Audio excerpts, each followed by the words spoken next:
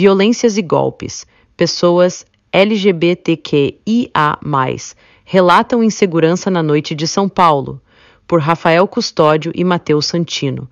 Publicado por Agência Pública em 28 de maio de 2024. Sentado no balcão do bar Caneca de Prata, na República, centro de São Paulo, o bancário Marcos, que quer ser identificado apenas com o primeiro nome, pediu uma cerveja. Desacompanhado, ele foi surpreendido por um homem negro, forte e de aproximadamente 1,90 m de altura, que se aproximou e perguntou: "A gente pode conversar?" Entre elogios sobre sua aparência e o papo que fluía durante a noite, o bancário optou por pedir mais uma cerveja. A partir de então, ele tem apenas lapsos de memória e um hiato de espaço e tempo. Até que desse conta de que havia sido vítima do golpe conhecido como Boa Noite, Cinderela, no qual as vítimas são dopadas ao ingerir bebidas com outras substâncias químicas. O golpista fez saques, transferências bancárias e compras que ele não reconhece. O prejuízo estimado pelo bancário é de aproximadamente R$100 mil.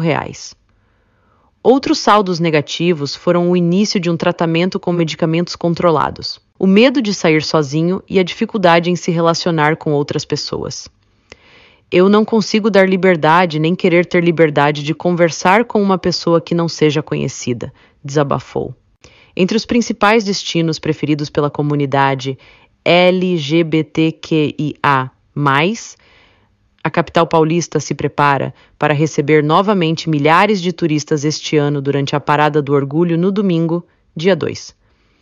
Mas um estudo sobre violência LGBT-fóbica na cidade de São Paulo mostra que a metrópole é especialmente violenta para esse público, especialmente nos períodos da noite e da madrugada. De 2015 a 2023, o estudo do Instituto Polis mostra que as notificações de violência contra a população LGBTQIA mais registradas nos serviços de saúde da capital paulista cresceram 970%, com quase 50% das notificações relacionadas a violências físicas. Já os dados da Secretaria de Segurança Pública, SSP, com casos registrados por boletins de ocorrência, mostraram um crescimento de 1.424% dos casos entre 2015 e 2022. E que 57% dessas ocorrências em São Paulo aconteceram entre 18 horas e 6 horas, sendo a maior parte dos casos em bares, restaurantes e casas noturnas. O levantamento também aponta que homens, jovens e negros LGBTQIA+, são a maioria entre as vítimas de violência física. Ao todo, 60% das vítimas são homens, 56% são pessoas negras e 63% têm até 29 anos. Segundo dados da saúde, 41% das agressões contra essas pessoas ocorreram em vias públicas. Parte 1. Centro de São Paulo concentra casos de violência. É no centro de São Paulo, nos bairros da República, Bela Vista e Consolação, onde há grande concentração de bares e boates, que estão concentrados os maiores números de registros de boletim de ocorrência de agressão a pessoas LGBTQIA+, segundo o estudo, que classifica na área como a de maior sociabilidade desse público. A República, que é um bairro de efervescência da noite paulistana, é um dos lugares mais perigosos para pessoas LGBTQIA+, de acordo com a pesquisa do Instituto Polis. O estudo aponta como principais focos de ocorrências a Praça da República, o Largo do Arouche, a Rua Rego Freitas, a Praça Dom José Gaspar e o Anhangabaú, a Rua Augusta, outro ponto de agito. No distrito da Bela Vista também se destaca com um grande foco de ocorrências. Foi no bairro da República que LCS, de 36 anos, foi espancado após ter se envolvido em uma briga na saída de uma casa noturna voltada para a comunidade LGBTQIA+, em 13 de abril. A família dele estranhou o sumiço e optou por registrar um boletim de ocorrência no 3º Distrito Policial de Campos Elíseos, no dia 19. A angústia se estendeu por uma semana, até que um amigo da vítima conseguiu encontrá-lo, depois de ele ter recebido alta médica do Conjunto Hospitalar do Mandaqui, em Santana, zona norte de São Paulo, onde foi internado e passou por cirurgia em decorrência dos ferimentos causados pelas agressões, de acordo com informações do boletim de ocorrência, obtido pela agência pública. LCS suspeita que alguém tenha colocado alguma substância em sua cerveja, pois não tem lembranças daquela noite. A Secretaria de Segurança Pública, sob a gestão de Guilherme Derrite, do Partido PL de São Paulo, disse que o caso está sob investigações no Departamento de Homicídios e Proteção à Pessoa, DHPP. Entre os relatos de violências contra pessoas LGBTQIA, mais ouvidos pela reportagem, esse tipo de golpe, conhecido como Boa Noite, Cinderela, é o mais comum. Foi o que também aconteceu com o corretor de imóveis carioca, Guilherme Antônio. 39 anos. Ele estava em São Paulo para ministrar um treinamento de gestão pessoal. Enquanto comia uma pizza na Avenida Vieira de Carvalho, na República, por volta das 11h30 de 20 de fevereiro, uma mulher de aproximadamente 40 anos o abordou. Ela pediu ajuda para abrir um sachê que parecia ser de molho. O corretor gentilmente rasgou o plástico com os dentes e imediatamente sentiu sede. Sem que tivesse pedido, tinha uma garrafa de água na mesa, disse. A partir de então, ele se lembra apenas de obedecer aos comandos de um homem de aproximadamente 30 anos e pouco mais de 1,80 m de altura, que se aproximou no momento em que ele já se sentia tonto. Por meio dos registros do aplicativo de caronas, Guilherme Antônio descobriu depois que recobrou a consciência que, naquela noite, passou por 3 lugares antes de chegar ao hotel onde estava hospedado. Um deles era o bar que visitou na noite anterior ao golpe, um terminal de ônibus e um posto de gasolina. O destino final foi o hotel, que fica no Arouche, também no centro de São Paulo. Ao chegar no quarto, o corretor se recorda de trocar poucas palavras com o golpista, enquanto ele revirava suas coisas, e, na sequência, caiu na cama desmaiado. Os cartões de crédito dele foram levados e o golpista fez várias compras. Ele precisou registrar um boletim de ocorrência no 3º Distrito Policial de Campos Elíseos para que pudesse embarcar sem os seus documentos. Pânico, ódio e um pouco de revolta. Eu não volto a São Paulo tão cedo. Se tiver uma proposta de trabalho para mim em São Paulo, pode ser de R$50 mil. Que eu não vou, disse. Por meio de nota, a SSP disse que os casos de Marcos e Guilherme Antônio seguem em andamento, visando a identificação dos autores e ao esclarecimento dos fatos. Leia a nota na íntegra na reportagem.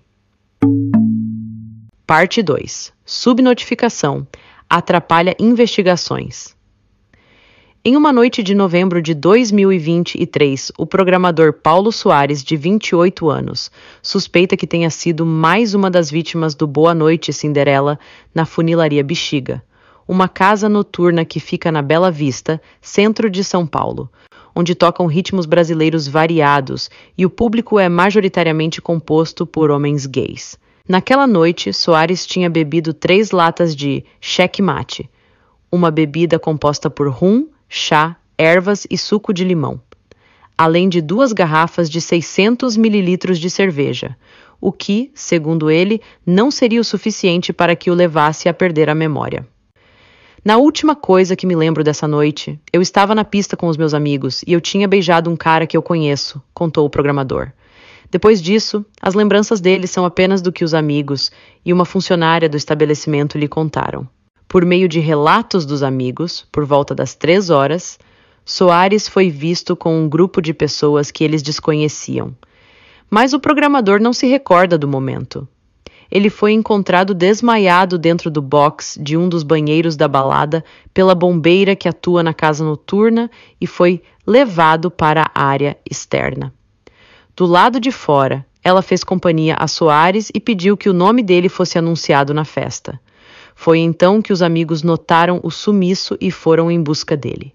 Eram quase 5 horas quando o programador foi colocado em um carro de aplicativo e levado para casa por amigos. No dia seguinte, ele encontrou um canudo com resquícios de pó branco dentro de sua bermuda, mas afirma que não usa drogas e não se recorda de ter feito uso naquela noite. O hiato na memória de Soares gerou desconforto. Ele optou por perguntar aos amigos sobre o que aconteceu naquela noite. E aí tem esse apagão, tem uns flashes da festa. Depois eu acordei na minha casa sem sinal de nada, sem nenhum pertence faltando. A única coisa que eu estranhei é que eu tinha um hematoma na região da minha bacia, contou. Por não ter detalhes do que aconteceu, Soares optou por não registrar boletim de ocorrência na Polícia Civil de São Paulo. Eu pensei em fazer o registro do boletim de ocorrência. Só que, como eu tinha pouca informação, por não lembrar também de muita coisa, eu acabei achando que não fosse ser muito relevante fazer isso, até mesmo por não ter ninguém para apontar, disse. A Polícia Civil investiga 4 outros casos semelhantes que ocorreram entre 2023 e 2024 na funilaria Bexiga. Um homem de 28 anos foi preso em fevereiro deste ano sob suspeita de aplicar o golpe do Boa Noite Cinderela em um dos frequentadores da casa noturna.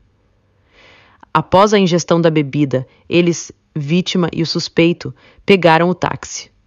A partir daí, a vítima já não lembrava mais nada.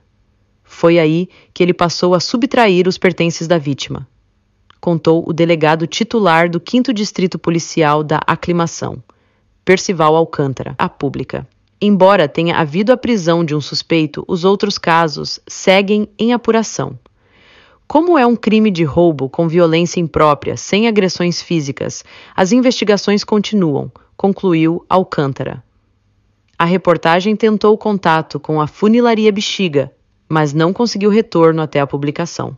O delegado Percival Alcântara disse que realmente não existe uma categorização especial para registro de crimes contra pessoas LGBTQIA+, nesse caso.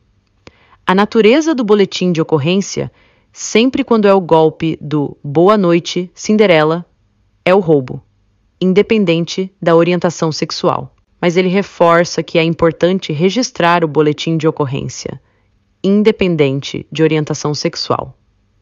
Rodrigo Faria, coordenador do estudo do Instituto Polis, diz que a ausência de uma categoria específica dentro dos boletins de ocorrência para identificar os registros desses tipos de golpes contra a população LGBTQIA+, dificulta as investigações e a prevenção de ocorrências. Também que o medo de sofrer uma segunda violência ao tentar denunciar o crime na delegacia contribui para a subnotificação dos casos. Muitas pessoas não acessam o sistema de segurança pública por ter medo de, quando fizer isso, ainda sofrer violência racial ou violência de gênero. Diz, o pesquisador acredita que o golpe do Boa Noite Cinderela ainda envolve o componente da vergonha, o que pode fazer com que muitas vítimas não denunciem. Porque é um golpe humilhante. A pessoa usou da sua boa-fé, te ludibriou. E aí você tem até medo disso, de ser exposto ao ridículo, de ser menosprezado, sofrer outros tipos de violência. Apesar dos casos de violência, o pesquisador diz que São Paulo também atrai muitas pessoas LGBTQIA+, que procuram melhor atendimento médico, oportunidades de trabalho e acolhimento. Embora São Paulo seja violenta, ela também tem essa outra faceta que, muitas vezes, comparado com outros lugares, apresenta mais oportunidades para as pessoas LGBTQIA+, do que outros centros urbanos do Brasil.